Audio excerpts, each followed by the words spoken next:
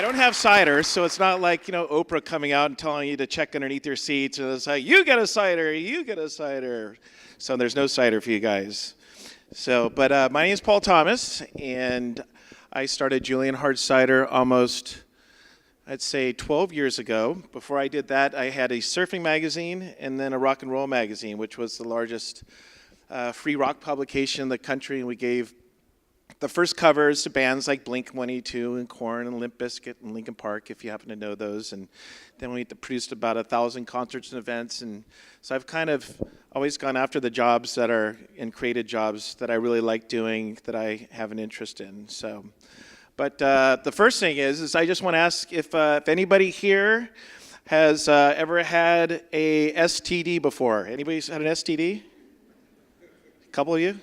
So I have one. I mean, it's a super trading desire. That's what an STD is. So what I did was I realized back in 2008, 2009, when the market was taking a dump, and I just started Julian Hard Cider. And right before that, I was doing events for the National Fair of Mexico. And I saved up all my money from all my other businesses to launch the hard cider, be ahead of everybody else. Did an event in Mexico City and lost everything I had because the swine flu broke out, or whatever the swine flu was, which really didn't even exist. And so I had to basically move back into my car and work 3 jobs and start everything over after about 15 years of work. And I probably couldn't have started at a worse time, in 2008, 2009. And so what I did was, when I got the ball rolling, I realized that even though quickly that in the U.S. that the economy was struggling here, it means that somewhere else it's probably doing a lot better. So I kind of believe in this whole thing that energy, kind of like trade, is neither created nor destroyed. It just kind of shifts and goes different places. So I've learned, go where the money is. Don't stay where it's not. And so what I did is, when I started Julian Hard Cider and I got things up and running, we started immediately looking at other markets to go and try to get our products in there and find some relationship to the other markets. And one of the things right off the bat that I learned was, I don't know if I like history and things like that, and I talked about this yesterday, but after World War II, and you're looking at like the Potsdam Convention, you're looking at what the leaders get together, and they're all deciding on how the map is going to be rewritten, for the Middle East, for Africa, for a lot of these different places. And so I'm a veteran, so using Iraq as an example, Iraq, you have this kind of this border that the leaders put around it, and that never really existed before, over the Mesopotamia and the Euphrates and everything around there. And so you had all these tribes. You had the Shiites, the Sunnis, and the Kurds. And then within those tribes, within those groups, those tribes, you had sub-tribes, and a lot of those guys, which we know, a lot of them hate each other as well. So not all Sunnis are created equal, or Kurds. And so to go and kind of put a circle around everybody when you're looking at exporting and assuming that country is all the same is false. Because, if you go and you try to market to, and you look at Iraq, you have, like, say, the Kurds in the north, well, maybe you have in Iraq, half the Kurds are on one side of the border, some are in Turkey, and some are in Syria. So they don't really necessarily have allegiance to Iraq as much as they do for thousands of years or 1,000 years with their own tribe. So what I do is, when I go into these other markets, I try to have leverage. I try to create some leverage to where I'm working with distributors, importers, where I have something to offer. I don't believe, that, well, actually, what I do believe is, no matter what anybody tells you, whether you're asking somebody out on a date, whether you're trying to apply for a job, whatever, any type of thing that you're trying to sell yourself, the other person's thinking, what's in it for me? So if I'm talking to a distributor and I think I have this great product, stuff like that, and they're thinking like, oh, that sounds great, but they're not going to say anything, but like, how am I going to make money off that? How am I going to make money off you? So I try to go into a situation with some leverage on how I'm going to show them that they're going to make money off me. And that's going to allow me to shop with distributors and importers from a position of strength, as opposed to going in with the product. For example, if I go with my cider, or I'm launching a distillery right now, and bourbon for Asia. And if I go in with this bottle and say, look, here's an awesome bottle of our cider. We're kicking butt in the U.S. It's great packaging. We're doing all this stuff. Well, the importer or the distributor is going to say, like, wow, this looks fantastic, but we've got to start from zero right now. So immediately you're you're presenting from a position of weakness, because if you look at, like, say, the norm of reciprocity, which means, like, if I do something for you, you're going to kind of feel obligated to do something for me. And so if I go in and I tell them that, hey, I've got this cider and I need you to do all this work for me, who do you think has all the leverage now? So if they're going to say, well, you really need us, because we're going to have to go, you're just handing us a bottle. We're going to have to go and build the market out. We're going to have to take all the risks. So because of that, we're going to take a higher percentage. So what I do when I go into markets right now, whether it's domestic or foreign markets, I will go and I'll try to look at the tribes. I'll say, who's most likely going to be the first ones to gravitate towards our product, focus on them, especially with social media right now and social networking and marketing. We'll try to go and research, like, say we're working with where we just started a project with Taiwan right now. So one of the first things we did was we started a creative list of anybody that we know that we'd really like, and I call it the ABC list. And so I tell everybody to go and make a list of everybody that you know that might have anything to do with Taiwan. And then out of that list, rate each one. Who's your A contact? An A contact to me is going to be somebody that you can pick up the phone and I say, hey, John, it's Paul. I'm going into your market right here. I need help. And they're like, whatever you need. That's A. Somebody that could move mountains for you, then maybe even connected politically, financially, maybe in the industry. Maybe they own bars or nightclubs, things like that. That's an A. A B is somebody that can help you, but you have to explain things a level. And then a C might just be on the fringe. So I go, and out of that A list, I start to whittle it down to where I maybe only have, maybe they're considered like A pluses. So there'll be people that maybe have connections to the government, that'll move mountains for us, anybody that's going to be on our side. And then we start to build around that. And what we're going to start doing is we're going to start trickling our products into the hands of the market out there. So we can kind of get some feedback on how the reception is going to be with our products in real time from a new market, because what might work in Beijing or Shanghai or Singapore might not necessarily be the same again in Taiwan, because even though there might be a commonality with the huge tribal spect of Asia, we're dealing with tribes, and we want to find the sub-tribe who wants to have whiskey or bourbon or cider, and we want to get them excited about our product. And then we want to get them talking about it, maybe bringing a couple of bottles into their local bar and getting them excited about it. So even if you have maybe, let's just say we're talking about right now, on average, if we can go and over a course of 3, 4, 5 months get maybe 20, 30, 40 accounts that are really into us, and we've got advocates and people that want our products to come out there. When I go and I talk to a distributor, okay, and I walk in and I present the bottle, they say, oh, this is great. And I said, well, how about this? I already have 50 accounts that want it right now. So where does that put my leverage? And in their mind, what does that give me? So now they're thinking like, oh, shit, this guy's got his act together. And even though they're not going to say it, they know that I know that there's probably 5 of them out there that are doing the same type of job. And just like if you go onto a car lot, they know that if you're not going to get something right then and there, you're probably not coming back. So that's what, even with these distributors and importers, if they don't give me a deal and I'm literally handing them money in accounts and they're not convincing enough, I'm going to go across the street and I'm just going to keep shopping. If you're just showing up with a product or an idea, you're basically going to have to get in line with everybody else. And then they're going to decide whether they take you or not. So I like to go into these markets and I like to research them. I want to know who are going to go after. I don't care if, I think one of the biggest mistakes too is that a lot of people, I call it like the game of risk syndrome. You're an entrepreneur, you sit there, you got this really cool product, you think like, oh my gosh, who in the world is not going to want this? This is awesome. Okay, I like to travel, I like food, so I'll bet you people in India would love this. Well, I don't know how many of you are entrepreneurs in here, but even when I started Julian Hart Cider, my other companies, anytime that you go just 100 miles down the road, you've increased your risk. I can't be everywhere at the same time. If we expand our company from LA to Vegas, now it's, even further, or New York. If you're going to go in and you're thinking about expanding your company and your work into other countries and dealing with cultures and languages, and you're relying on somebody else to express what your company is doing and to be able to go and to explain it to people when you're not there, that's really tough. So you got to think about different ways that you can mitigate risk, just by going outside of your comfort zone right there.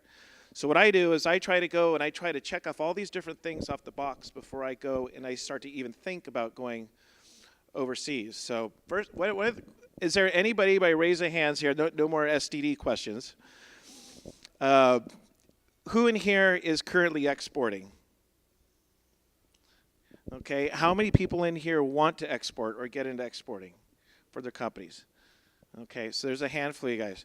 So one of the things that, and again, I've been very fortunate to build the business into different countries. I was lucky, was it about 4 years ago, I received the SBA, the Small Business Exporter of the Year, and I was helping a lot of companies in the alcohol business get into exporting, and then I was subsequently appointed by the U.S. Secretary of Commerce to represent all U.S. booze overseas, and it didn't exist before me, and so I tried to lobby for the title of Booze Czar, but they wouldn't give it to me.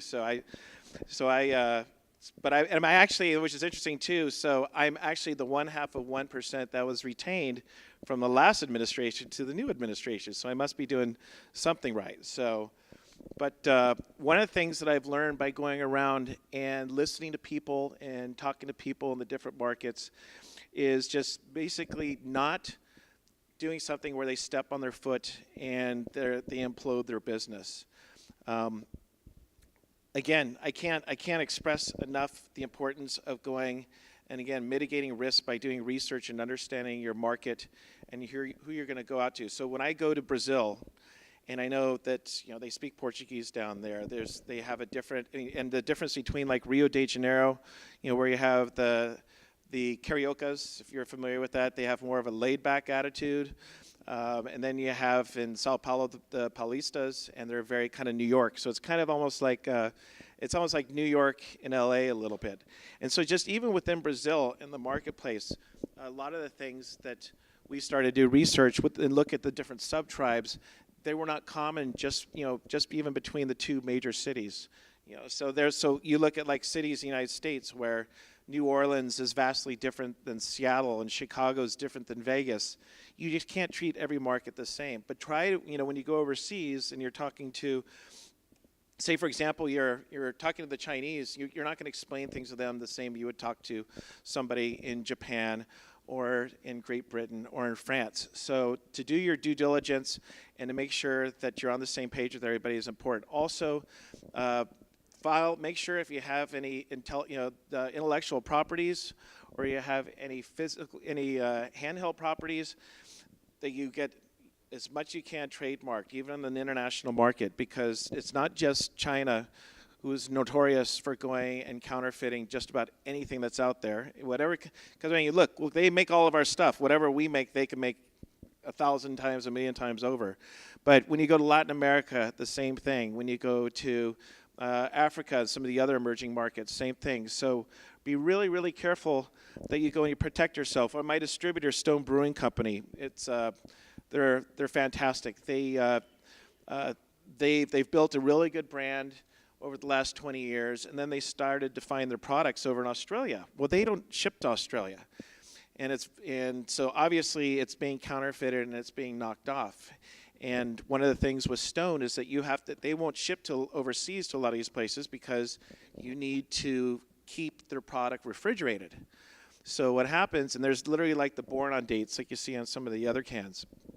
So what happens with that, now with these counterfeiting, and these products that they're buying on the black market, Stone is getting these bottles sent back from Australia saying, your product sucks. It's like, I've been waiting for your product. I heard about it all this time, and I bought a bottle of Stone. It's like, I have no idea what the buzz is all about. This stuff is horrible. Well, Stone's getting the bottles back and saying that, well, they are their bottles. Somebody's been bringing them in from another country, and they're just offloading it onto another market. And so some of their bottles were like a year old and unrefrigerated for a year, where Stone has to be refrigerated the whole time. So you really got to be careful and you want to cover your bases all the way around when you go into these places, because nobody's really looking out for you. I don't care. You'll go into these meetings and they'll smile. The Chinese, and I'm stereotyping, and I'll stereotype everybody in business, but a lot of instances you'll go and you'll sit there at the table and they're listening. They're really good listeners, and while you're talking, they are dissecting everything you're saying. They're trying to find any weakness that you have. A lot of the times they'll go and they'll help you, and they will work with some of the things that you need help on. But a lot of times too, and you just have to be careful, is they're literally, a lot of these places are just waiting to screw you. They're looking for any way that they could take what you're doing and do it better. It's a network over there too. So if you go, say, for example, in Latin America, where like the 1%, say in Mexico, pretty much run the show down there, and they'll always run the show down there. If you want to do business, it's always, hey, they know somebody that can help out. Well, they don't know somebody necessarily that can help you out. They know somebody that might be interested in working with this guy here to make money off of you one way or another. So you got to make sure that you get everything in writing, everybody's on the same page, and everything's clear. But even with all that, when it's all said and done, it's the wild, wild west out there. And for some of us, that's really, really exciting. You got to stay on top of it. You got to be very aware. You have to love people. You have to love cultures. You have to pay attention. You have to sometimes struggle through conversations and translation. But for me, exporting is one of my favorite things. And talking to people like you, is I try to be an advocate. It's an amazing way to make money, and to kind of hedge yourself against everything else you're doing in good economies and bad economies. And you don't necessarily have to also go and try to take the world by storm. And like I said, the risk factor, where somebody sits there at the gamer risk factor, where somebody's sitting there looking at the table and they see the country of the world and they're like, oh my gosh, I want to be there, I want to be there, I want to be there or there. And I see this all the time. A tequila company I'm working with right now. He's a billionaire. And so in his mind, he's got his name on the tequila. So he wants to be able to essentially walk into every bar around the world and see his tequila. Okay, and so he's already spent, and sometimes they don't want to hear the truth, because they're doing a lot of things that weren't working. So I came in there and I said, well, first of all, how many trips are you making to China? Which he's been making a bunch of trips to sell his product in China. And he says, we've been to China, about 20 times, and they're ordering a container a month. And I said, a container. I said, how much are you selling the product for? So I said, look, with all your trips to China, and he likes to go and meet and pay for things, he's already in the hole, probably like $500,000. And every container that he sells, every 3 months, he's only bringing in about $80,000. And I said, well, how many times? I said, I understand that Southern California, there's other tequilas, but it's a wealthy market. They drink tequila. You don't have to explain it. If you need to hop on a flight from Guadalajara, it's going to take you 3.5 hours. You could find somebody that speaks English and Spanish, and you're going to be taking the path of least resistance. And even though there might be a few other tequilas in the market as competitors, the demand right now for alcohol is so high that if you just get yourself on the shelf, you're going to at least be in the black, because you're not going into the red by trying to go and open up these other markets where, number one, besides losing money, it's a huge-ass distraction. Okay, who wants to go and just all of a sudden you realize 2 years into it you haven't made any money? Okay, now you've got everybody on the hook, and you've established these relationships, and then you're thinking how you're going to unscrew it. And I haven't necessarily been there too much, but say, for example, we've distributed our products on the East Coast. People started to open up different craft breweries, craft cideries in different markets. And just like Stone and Ballast Point, you find out that they're not as relevant in those markets because they're supporting the local guys. So then when you start, okay, we made some good money overseas, we made some good money in other markets, but now we're going to kind of really focus and make sure at least we own our backyard.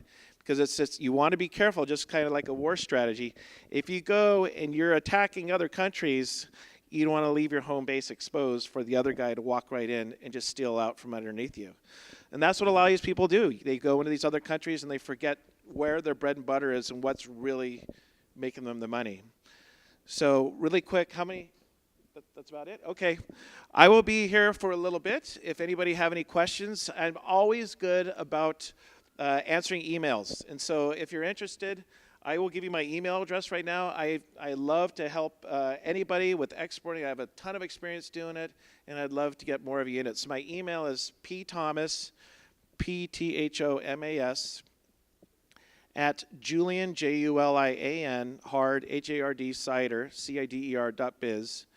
And also, my phone number, my cell, and I give it out all the time because nobody ever calls me. I don't know why. Is 619-997-4560. And if you shoot me a text or whatever, and I'll get back to you. And I hope you guys all get into trading and enjoy it like I do. Thank you very much.